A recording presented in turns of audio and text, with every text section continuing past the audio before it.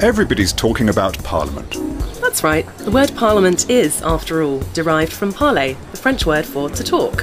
So while we're here, how about we talk about Parliament? What exactly is the Swiss Parliament anyway? Parliament is the highest legislative authority. It's called the Federal Assembly. It's one of the 3 constitutional powers, along with the Federal Council and the courts. It sits in Bern in the Federal Palace, or more specifically, in the Parliament building.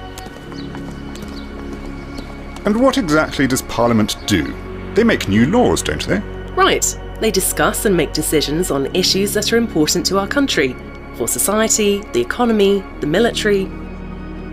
Can we watch this happen? Well, yes, but reaching a final decision is a complicated process.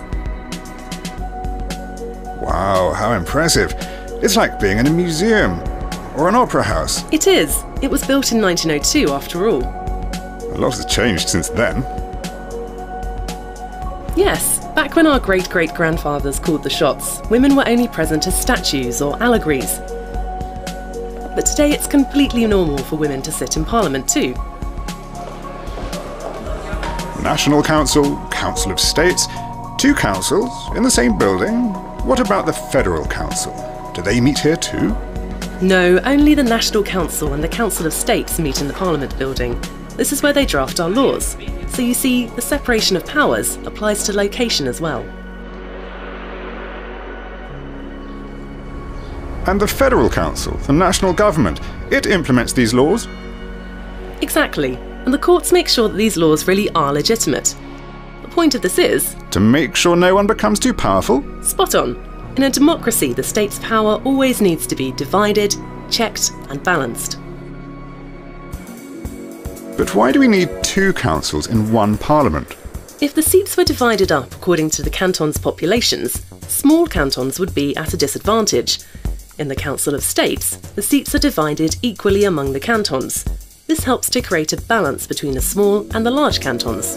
And for a parliamentary decision to pass, it needs to be approved by both the National Council and the Council of States, right? That's right. By my count, there are 46 seats in here.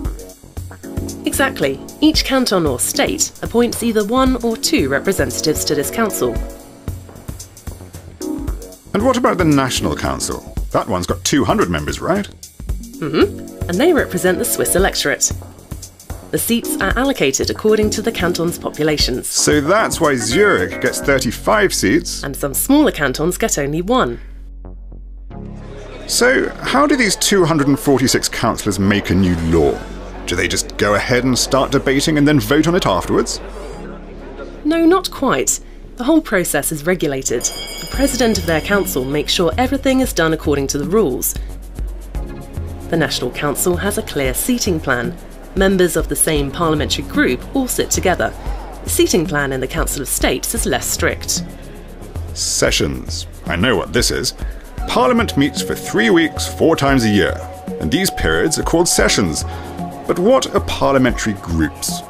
Parliamentary groups comprise all council members who belong to the same party. If a party is small, it can join forces with another, like-minded party to form a larger, more powerful group. So what do the members do when Parliament isn't in session? They attend committee meetings or just do their regular jobs. They aren't full-time politicians, so they still know what everyday life is like for ordinary people.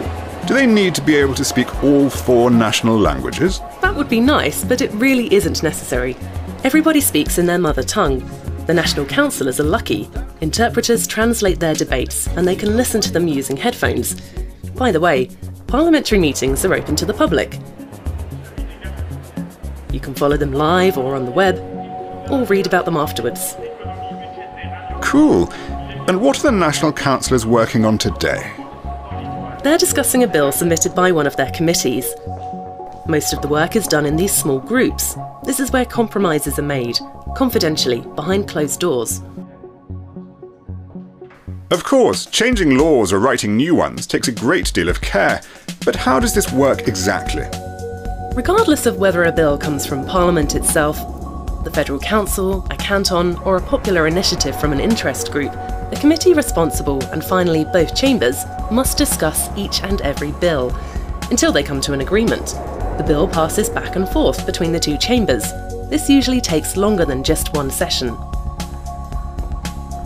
And what happens when one chamber accepts a bill, but the other one rejects it? If the Council of States votes differently from the National Council, the bill is passed back to the National Council, and then back to the Council of States, and back to the National Council, and then... Wait, stop!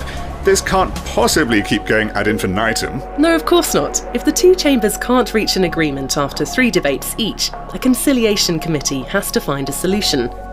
If they can't find one either, the bill is rejected. And after all that work has been done, Parliament must also have other things to do apart from this. Yes, it does. In Switzerland, Parliament elects and checks on the members of the Federal Council and the Federal Supreme Court. This isn't the case in other countries. And who manages the federal finances? That's another of Parliament's responsibilities. They decide on the annual budget.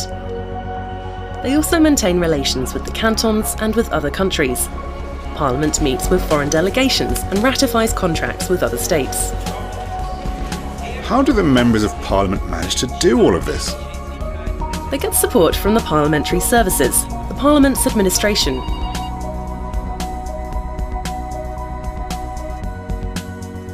Well, laws obviously don't simply fall into our laps from the dome of the Federal Palace. Say I wanted to get actively involved in this process. What would I have to do? It's really simple. Join a party and run for Parliament. I'll try my luck with the National Council first. Which party then? I'd probably have the best chances of making a difference as a candidate for a large party, wouldn't I? Not necessarily. In Switzerland, none of the parties can make decisions single-handedly, so you can join whichever party you feel best represents you. It doesn't need to be a big one. Sounds good. I'll remember that. You'll be hearing from me. Good luck. See you soon in Parliament.